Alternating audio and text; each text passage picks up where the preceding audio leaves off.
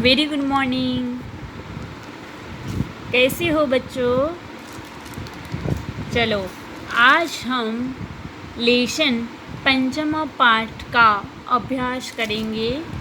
Last period में हमने lesson 4 यानी कि चतुर्थ पाठ का एक अभ्यास यानी कि एक्सरसाइज हमने कर ली थी। आशा करती हूँ कि आप सब लोगों ने CW में वो अभ्यास कर लिया होगा। अगर किसी को भी कोई भी डाउट हो, कोई क्वेश्चन हो तो आप मुझे पूछ सकते हो पर्सनल मैसेज करके। आज हम पंचम पाठ यानी कि पंचम पाठ का नाम है पंडिता रमाबाई, उसका अभ्यास करेंगे। ये पंडिता रमाबाई कौन है? तो मैं आपको प्राथमिक परिचय करवाऊं तो ये एक स्त्री शिक्षा क्षेत्र में सबसे आगे रहने वाली एक अग्रणीय सदस्य है। यहाँ पे उसका पूरा परिचय है इस लेसन में। चलो शुरुआत करें तो स्त्री शिक्षा क्षेत्रे अग्रण्य पंडिता रमाबाई 1858 तदेव ख्रिस्ताब्दे जन्म अलभत। यानी कि स्त्री शिक्षा क्षेत्र में यानी कि स्त्रियों को जो शिक्षा लेने का अधिकार है उस क्षेत्र में अग्रण्य यानी कि सबसे आगे, पंडिता यानी कि बहुत बड़ी ज्ञानी रमाबाई जो है उसको यहाँ पे उपनाम दिया है पंडिता।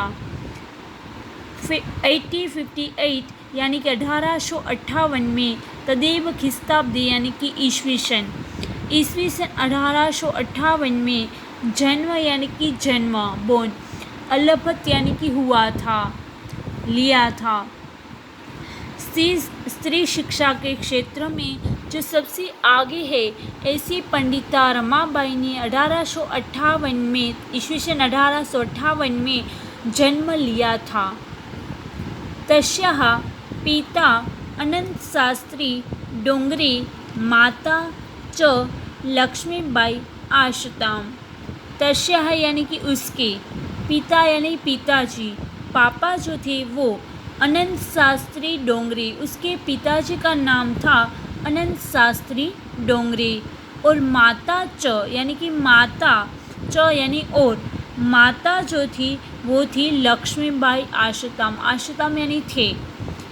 उसके पिता अनंत शास्त्री डोंगरे और माता लक्ष्मीबाई थे। तस्मिन् काले स्त्री शिक्षायाः स्थितिः चिंतनीया आसीत्।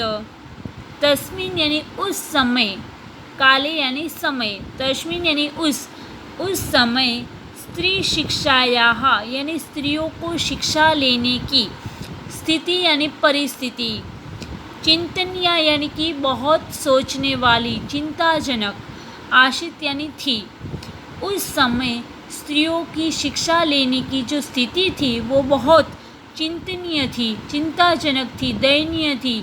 तब उस समय आज की तरह ऐसे स्त्रियां शिक्षा प्राप्त नहीं कर पा रही थी, उसको अलाउड ही नहीं था कि वो पढ़ पाए। उसको सिर्फ और सिर्फ घर में रहकर घर के सारे कामकाज करने होते थे। अगर स्त्रियों को शिक्षा लेनी हो तो उसके ऊपर उस टाइम पर प्रतिबंध था यानी कि उसको मनाही थी। तो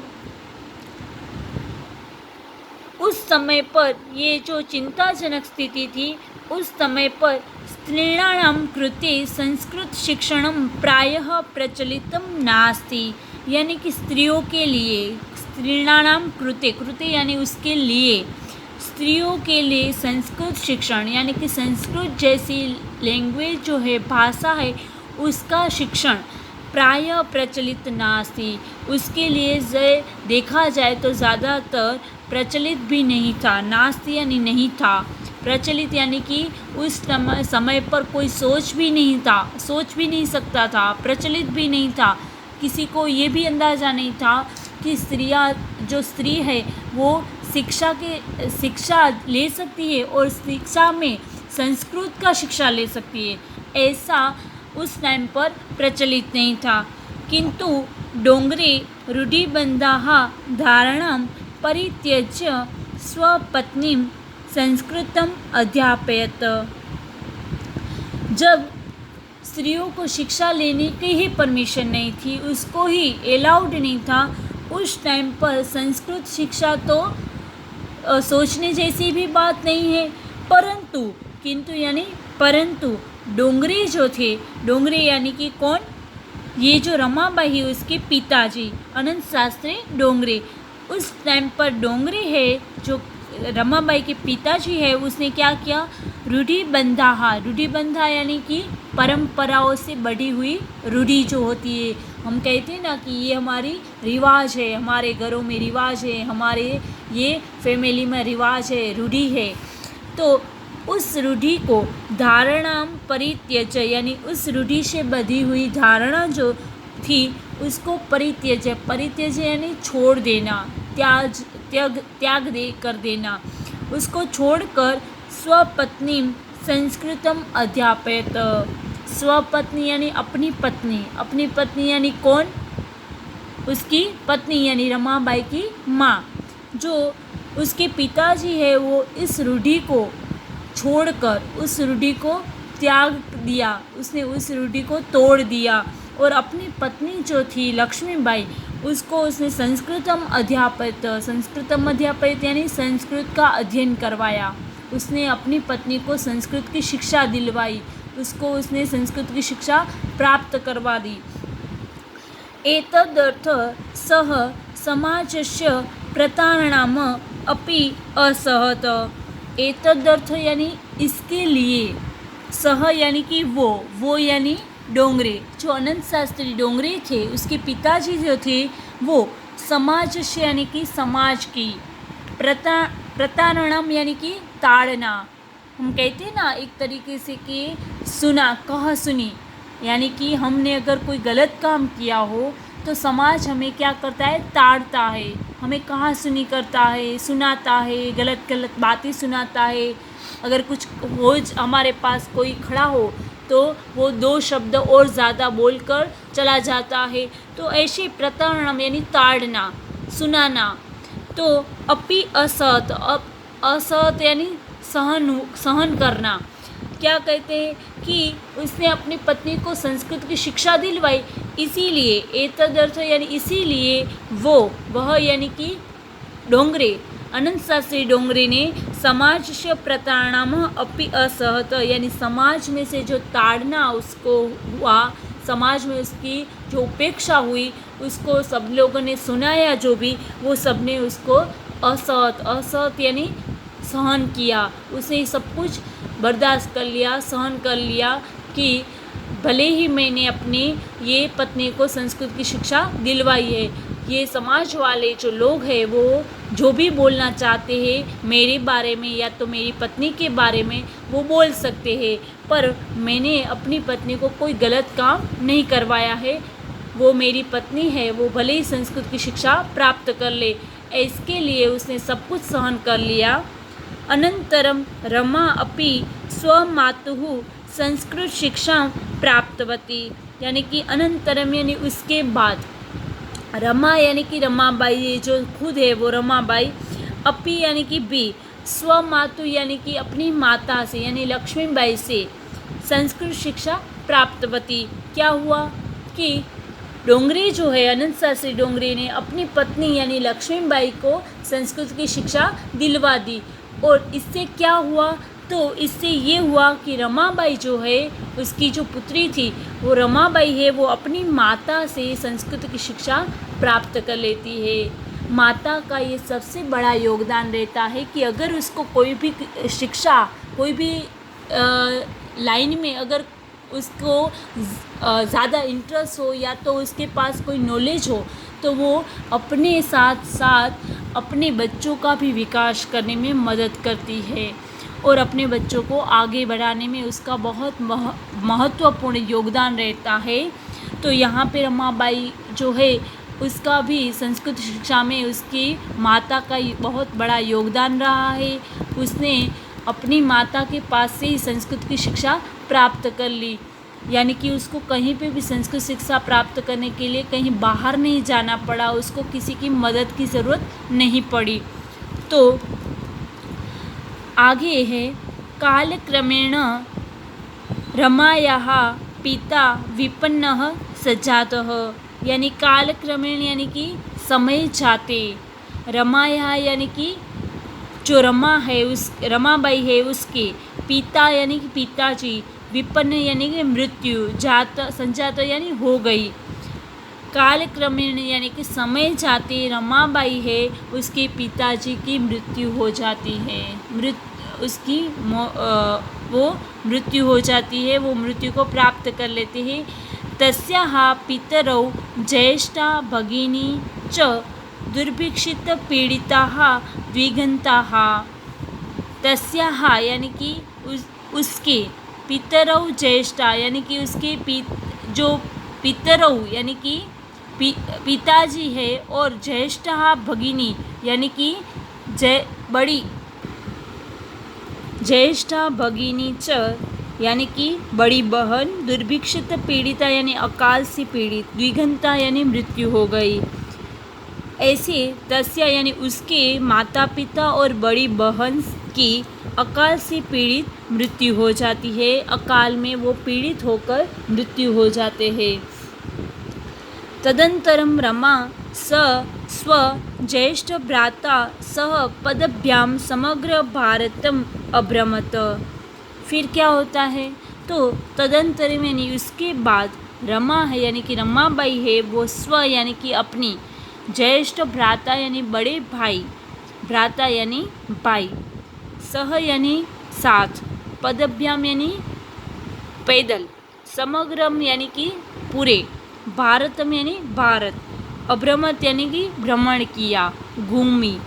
क्या हुआ, उसके बाद जो रमाबाई है वो अपने बड़े भाई के साथ पदभ्याम यानी पदयात्रा में, पदयात्रा से समग्र यानी पूरे भारत में घूमती है, पूरे भारत में पदयात्रा करती है अपने बड़े भाई के साथ। भ्रमण क्रमे सा कोलकाता प्राप्ता, यानी भ्रमण क्रमे यानी कि भ्रमण यानी घूमने, घूमते समय, सा यानी कि वह यानी कि रमाबाई, कोलकाता यानी कि कोलकाता, प्राप्ता यानी कि पहुंच गई, घूमते घूमते वह कोलकाता पहुंच जाती है। संस्कृत वेदुषेण सा तत्र पंडिता सरस्वती चेती उपाधिभ्यां विभूषिता, यानी कि संस्कृत वेदुषण यानी कि संस्कृत की जो विद्वत्ता है उसके कारण, सा यानी कि वह, तत्र यानी वहाँ पर, पंडिता और सरस्वती चेती यानी कि और, चे प्लस इति, च प्लस इति यानी कि और, वह पंडिता और सरस्वती उपाधिभ्याम, उपाधिभ्याम यानी उपनाम देना या तो सम्मान होना, तो सम्मान से विभूषिता यानी कि उसको विभूषित किया गया, उसको सम्मानित किया गया, कौन से नाम से, तो कि पंडिता और सरस्वती, उसकी संस्कृत विद्वता के कारण उसको वहाँ पे, यहाँ वो तत्र यानी वहाँ यानी कोलकाता में उसको पंडिता एवं सरस्वती ऐसे दो नामों से, उपाधि से उसको सम्मानित किया गया, उसको उपाधि दी गई, यानी कि उसको नया उपनाम दिया गया, उसको एक प्रकार की पदवी दी गई। तो तत्रैव सा ब्रह्म समाजेन प्रभाविता वेदाध्ययनम अकरोत, तत्रैव यानी वहाँ पे, सा यानी कि वह यानी पंडिता रमाबाई है, वो ब्रह्म समाज यानी कि ब्रह्म समाज जो था वहाँ पे उनसे प्रभावित हो जाती है, उसको अच्छा लगता है, वहाँ पे ब्रह्म समाज जो है उनको वो प्रभावित कर देता है, और उसके लिए वो वेदाध्ययनम अकरोत, और वहाँ पे वो वेदों का अध्ययन करती है। पश्चात सा स्त्रीणां कृते वेदादीनां शास्त्राणां शिक्षायै आंदोलनम प्रारब्धवती, और फिर क्या करते हैं, तो पश्चात यानी उसके बाद, सा यानी कि वह यानी कि पंडिता रमाबाई, स्त्रीणाम यानी कि स्त्रियों के कृते यानी उसके लिए, वेदादीनाम यानी वेदों का, और शास्त्राणाम यानी शास्त्रों का, शिक्षा यानी कि उस दोनों का, वेदों और वेद शास्त्रों का शिक्षा यानी कि अभ्यास के लिए, शिक्षा के लिए उसने आंदोलन प्रारब्धवती यानी आंदोलन शुरू कर दिया। उसके बाद वहाँ पे वो स्त्रियों के लिए वेदों और शास्त्रों का अभ्यास करने के लिए आंदोलन प्रारब्धवती यानी कि शुरू कर दिया। प्रारब्धवती यानी आरंभ करना शुरू कर दिया। उसने आंदोलन शुरू किया। क्यों? क्योंकि वो चाहती थी कि स्त्रियां हैं, स्त्री जो है वो भी वेदों का, शास्त्रों का अभ्यास करे, वो भी आगे बढ़े, उसका भी विकास हो, वो प्रगति के मार्ग पर आगे बढ़े, इसीलिए वहाँ पे वो आंदोलन करती है। तो आज हम यहाँ तक ही रखते हैं। आगे जो है उसको मैं नेक्स्ट पीरियड में आप लोगों को समझाऊंगी लेसन को। आज मैं आप लोगों को होमवर्क दे रही हूँ। होमवर्क है आज का, इस लेसन के जो शब्दार्थ है, ये वाले शब्दार्थ है जो, वो आप लोग इस शब्दार्थ को अपनी बुक यानी CW में आप लोग ये शब्दार्थ पूरे लिख दोगे। यहाँ तक है तो अच्छी राइटिंग में आप लोग संस्कृत में, हिंदी में और इंग्लिश में, तीनों में आप लोग CW में लिख दोगे। CW में शब्दार्थ लिखो, उससे पहले हर बार की तरह ऊपर आप नाम भी लिख दोगे लेसन का, पंडिता रमाबाई पंचम पाठः। और एक बात कि ये शब्दार्थ जब आप लिखो तब आपको साथ में रीड भी करना है।